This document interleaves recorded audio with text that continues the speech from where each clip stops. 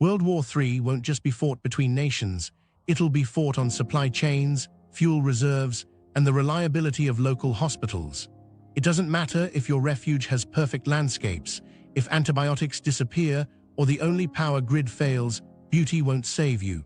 The real question is, which countries already produce enough to survive without outside trade?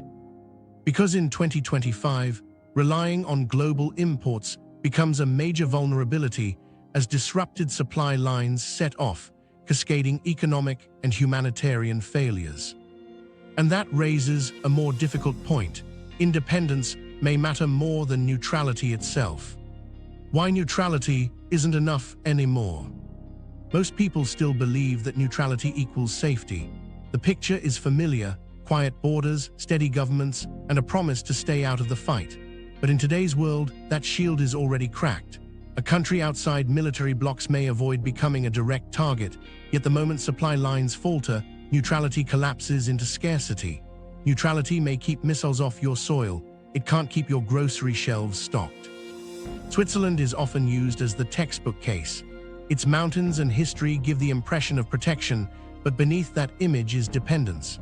For fuel, food, and pharmaceuticals, Switzerland looks outward, and those lifelines are fragile. As researchers have noted, the post-Ukraine conflict period made clear that modern warfare stretches past the front lines into energy routes, grain shipments, and pharmaceutical exports. What matters now is less about territory under fire and more about whether tankers still sail and freight lines still move. Neutrality does nothing when those economic arteries are cut. That shift is not hypothetical. GAR 2025 and multiple risk analyses point out that the true costs of systemic shocks are staggering, and supply chains have become as decisive as alliances. Where past conflicts allowed neutrals to trade through, today's global blocs and contested routes threaten to close doors on everyone, no matter their political stance. Neutrality once offered breathing space. Now it offers a false sense of calm that fractures as soon as the crises outside spill across borders. Take New Zealand. No one expects it to become a theater of battle in a world war, and more importantly, it is positioned with a massive agricultural surplus. Sheep, dairy, and crop production exceed domestic needs. It can sustain itself and even feed others if routes remain partially functional. This kind of food independence shows that survival today is tied not to how loudly a nation declares neutrality, but to what fills its silos and pastures. Compare that with a major economy like Japan, which heavily depends on food and energy imports. Neutral or not, if maritime trade closes, shortages become inevitable. The difference between resilience and fragility has little to do with political alignment. It lies in whether the farm fields and storage tanks within borders can cover the basics. Another example is Iceland. It is small, remote, yet energy-rich in a way few nations can match. Geothermal and hydroelectric systems provide nearly complete self-sufficiency in electricity and heat. In times of global disruption, Iceland has power while other countries scramble for oil or gas. That energy independence makes it more secure than many neutral countries tied to foreign supply. Again, neutrality as a declaration matters less than what can be produced at home when trade falters. This redefines survival in 2025. During earlier wars, countries could count on some flow of goods even under fire. Now resource choke points themselves have become intentional weapons. Cutting grain shipments has the same destabilizing effect as dropping bombs. Energy denial turns the lights out more effectively than planes in the sky. Healthcare collapses when vital drugs never arrive. Neutrality does not defend against these moves. Trade dependence makes nations brittle, regardless of how little interest they seem to hold to foreign powers. It is tempting to take comfort in the idea that if a nation is far from conflict zones, neutrality will protect its people. But geography cannot compensate for empty silos, powerless grids, or hospitals without medicine.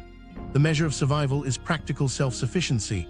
Can a country feed, power, and heal its population without outside help? If the answer is no, then neutrality is not a shield at all. It is a fragile statement waiting to be broken by disrupted logistics. This means neutrality today is less a strategy of peace and more a test of endurance.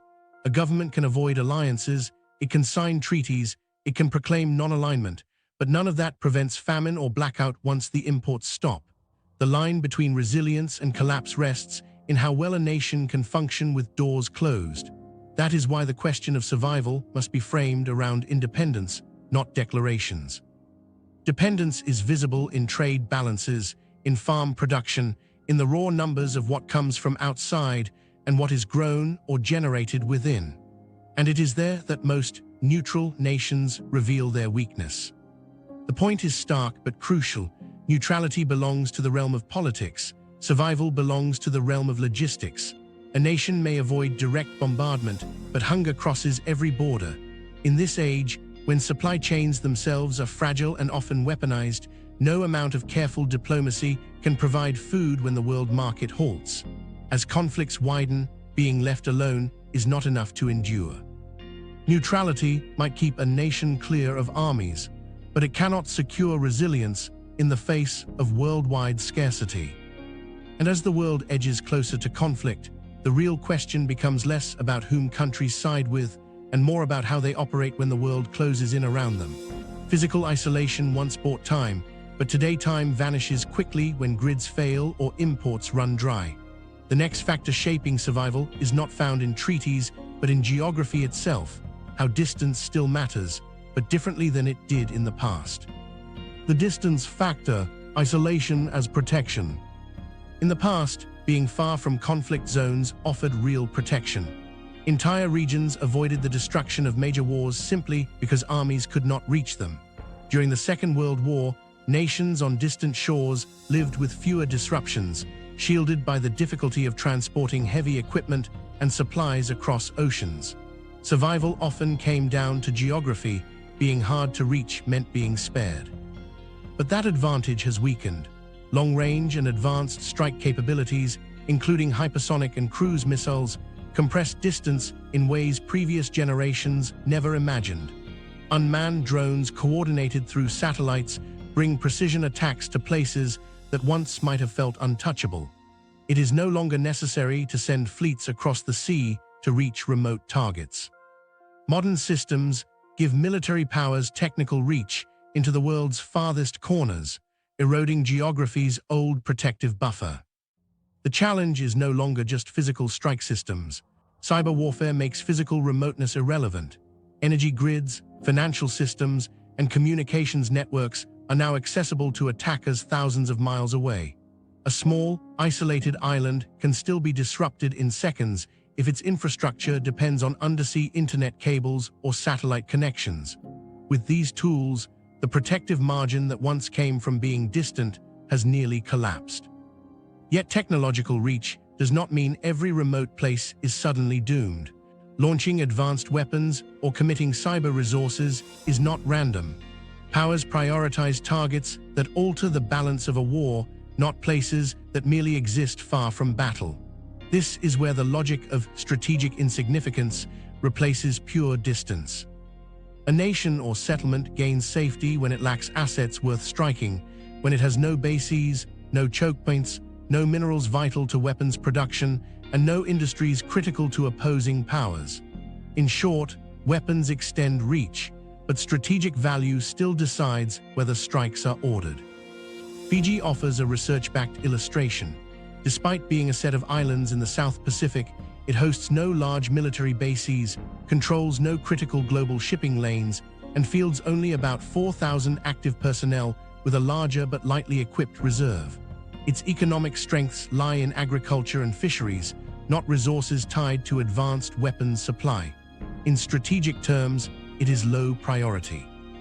Even with today's strike technologies, it would likely remain far down on targeting lists. Tuvalu is another example. Though smaller and more resource-limited, its absence of military or industrial value gives it the same kind of invisibility. Contrast that with locations that may be remote but still relevant.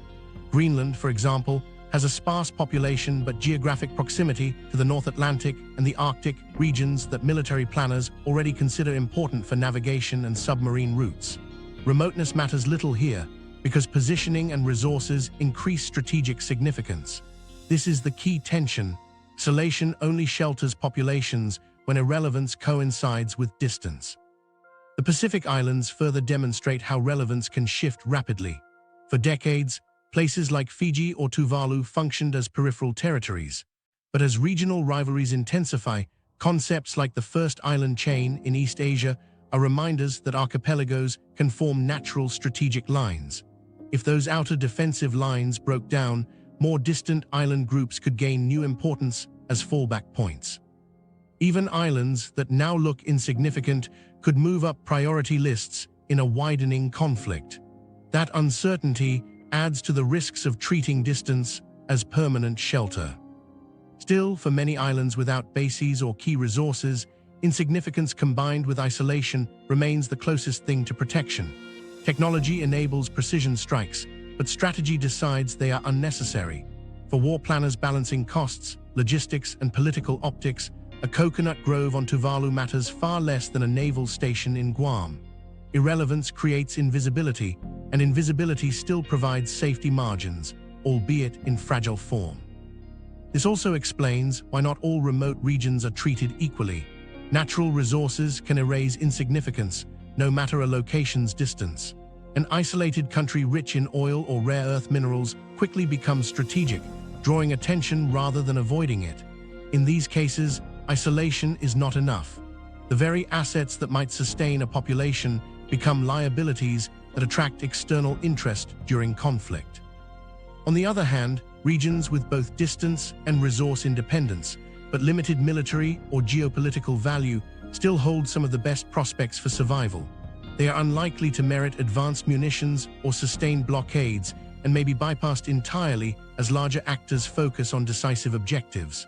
Their challenge is not bombardment, but sustainability. Remote communities cannot rely on help during war. Survival depends on whether they already produce the food, water, and energy to remain stable in isolation. That difference creates an ironic trade. The very remoteness and powerlessness that make certain islands unattractive to adversaries also leave them cut off from aid. Nations like Fiji, with fertile land and abundant fisheries, at least have foundations for long-term resilience. Tuvalu, though safer from targeting, faces greater challenges because its limited resources reduce prospects for long-term survival when cut off. Isolation becomes protective only if it is matched by self-sufficiency. This principle alters how safe havens should be judged. The question is no longer, how far away is this place from potential frontlines? It is, how little does this place matter to anyone else? When measured in these terms, the safest places are rarely cities with airports or trade hubs. They are the overlooked corners that attract no notice because they have no decisive assets. Their survival depends on producing enough for themselves and being too unimportant to change the course of war. Perception adds another complicating factor. Some small countries have invited foreign basing rights or built logistics hubs, trading insignificance for economic benefit. But those choices reshape their security outlook. A port once leased to a great power can transform a previously irrelevant island into a strike target. Remoteness cannot undo that shift, and weapons systems ensure targeting can be carried out efficiently when necessary.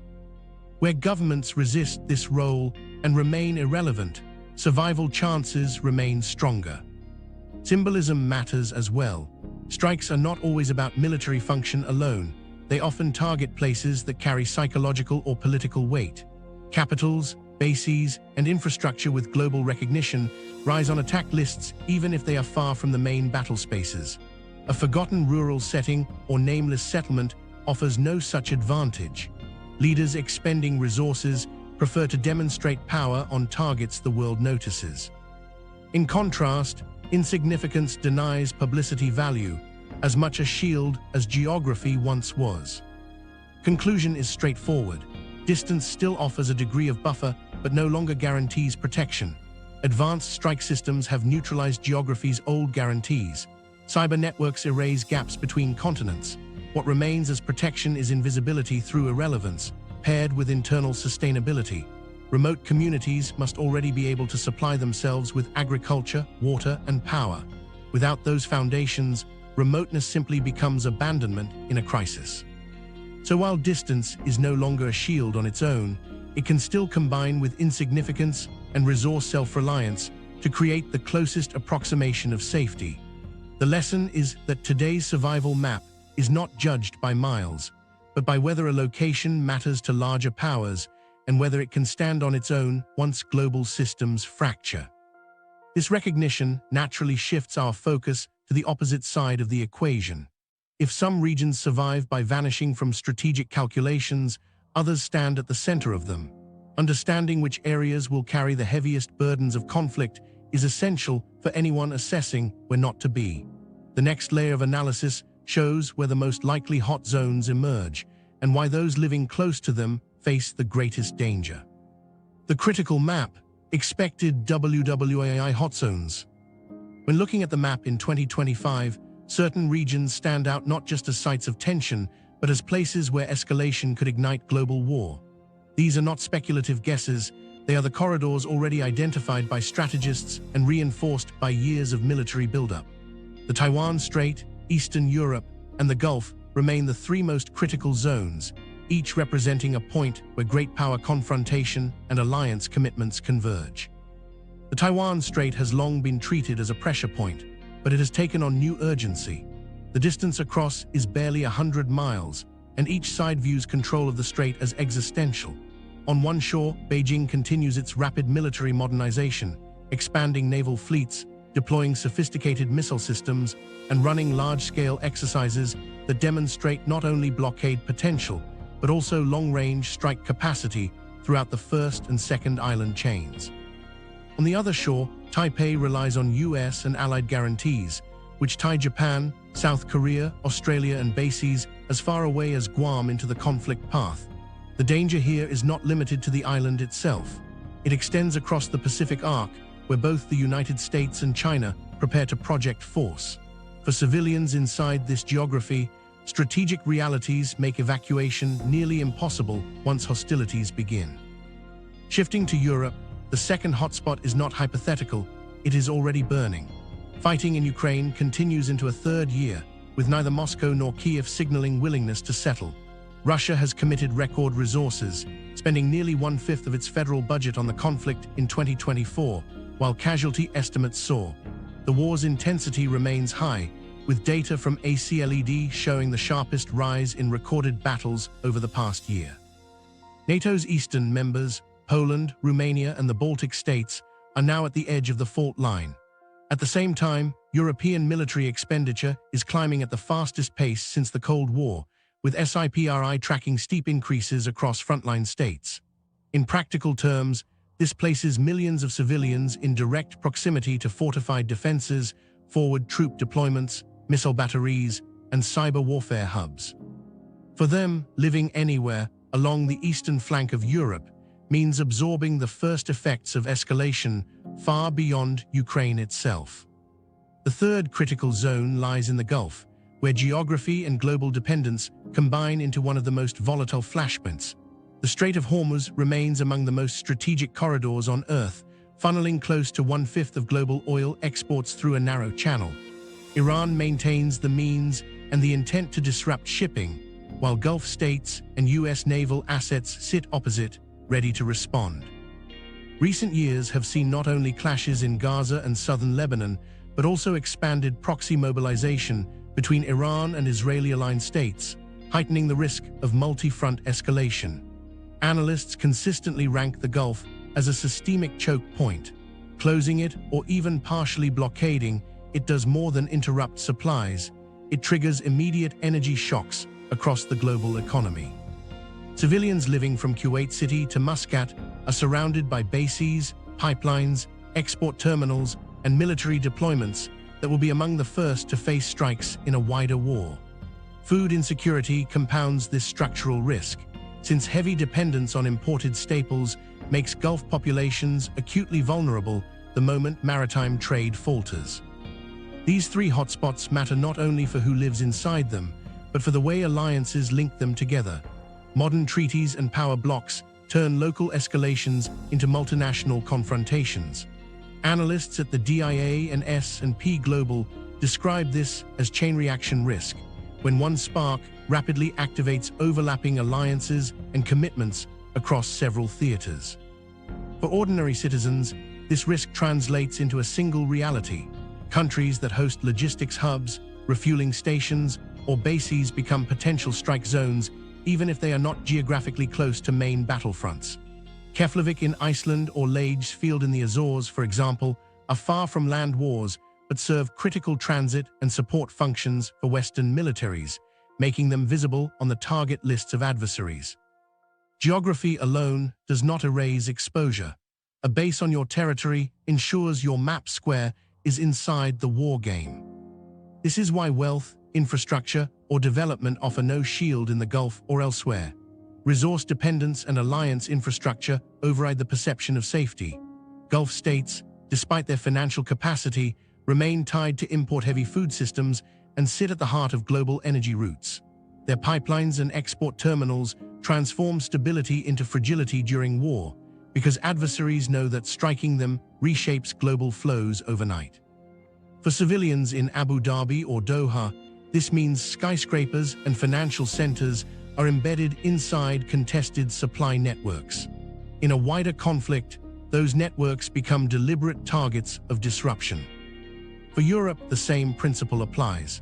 Poland, positioned on NATO's front line, is both shielded by its allies and endangered by its strategic role. The entire country functions as a staging area, which erases any hope of keeping urban centers safely removed from strike planning. Even nations deeper inside the continent, Germany, the Netherlands, or Italy, host bases, logistics, and command nodes central to NATO operations.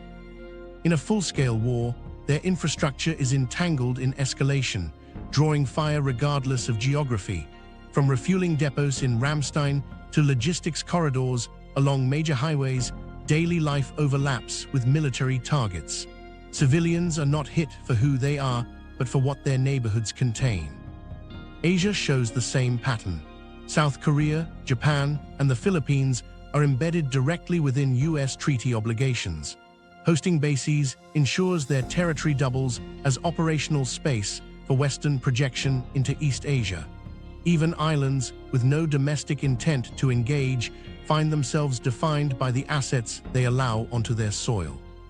A similar calculus applies to distant outposts such as Guam or Diego Garcia, territory catalogued on adversary targeting maps before any official declarations. Civilians inhabiting those areas inherit those risks by default, regardless of their government's rhetoric. Taken together, the Taiwan Strait, Eastern Europe, and the Gulf represent more than battle lines. They define entire zones of systemic weakness for populations inside them. Energy choke points, treaty obligations, and military staging areas transform whole regions into flashpoints layered with overlapping risks. For ordinary people, the first and most important lesson of the critical map is to step away from these corridors. Living within them means absorbing the direct consequences of escalation, whether through missiles, energy cutoff, transport interruption, or cyber sabotage. It is not enough to avoid frontlines. One must avoid being even in the supply chains that sustain them. But mapping exposure is only the beginning. These three corridors represent the routes where escalation ripples outward fastest, yet the dangers of global war do not stop at the limits of the combat zone. Even nations that remain distant from any alliance or hotspot face risks their populations rarely consider. When weapons of mass destruction enter the equation, devastation is not limited to blast zones or immediate battlefronts. Invisible currents carry hazards across continents, moving destruction along atmospheric routes no map of alliances can fully predict. It is here that another layer of risk emerges, one that complicates survival planning far beyond the boundaries of these visible hotspots.